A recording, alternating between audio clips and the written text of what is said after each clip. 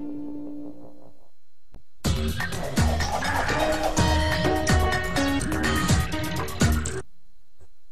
laser cutter is a high-tech machine that factories use to cut parts out of metal. The traditional way to cut metal is with a stamping press, a slower process that requires a separate tool for each type of cut. A laser cutter's computer-guided beam can precision cut virtually any shape.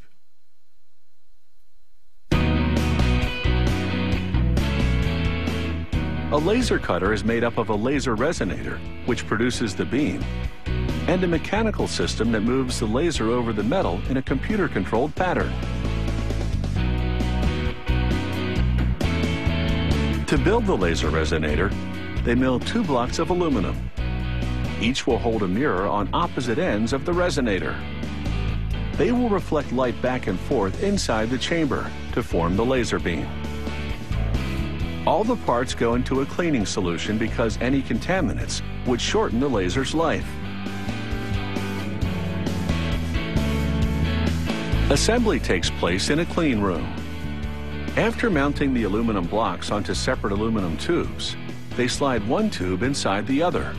This forms the resonator's main structure.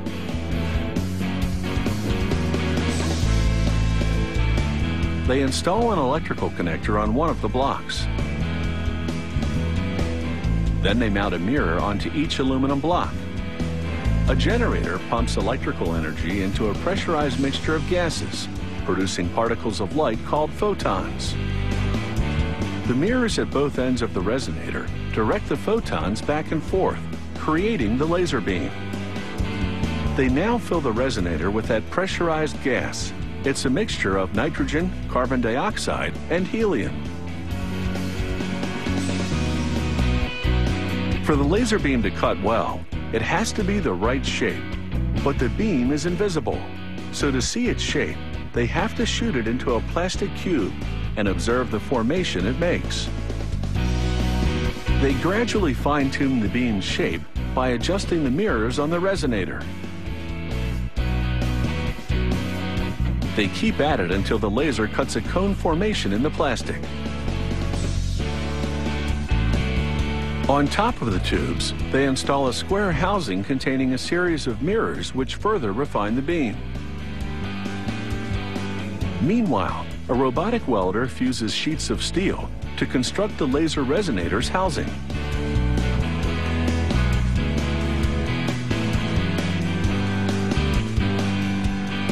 On the main machine, these large suction cups move the sheet of metal to the cutting area. The sheet remains stationary, while a motion unit moves the laser beam over it. A rack and pinion system propels the motion unit. The system's racks must be perfectly aligned for the machine to cut accurately, so a technician uses precision measuring equipment to check the racks, then various tools to make adjustments. Once that's done, they set up the guide rails on which the motion unit rides, then mount the motion unit onto them.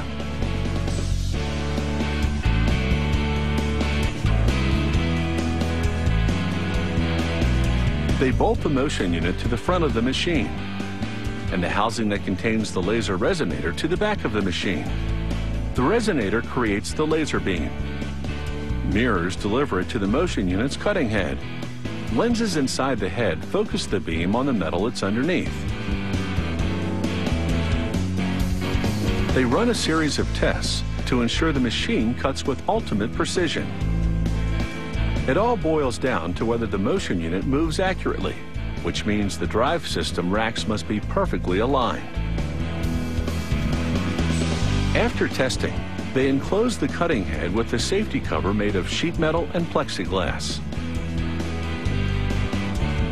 The cutting head's copper-tipped nozzle emits the laser beam, while a curtain of brass pins confines that beam to a restricted area. The motion unit moves in 3 axes, enabling the laser beam to cut different thicknesses in 2 dimensions. A stamping machine leaves rough edges that workers must grind smooth afterward. But a laser cutter leaves a smooth edge that needs no further work. This saves on time and labor cost. making this technology a cut above.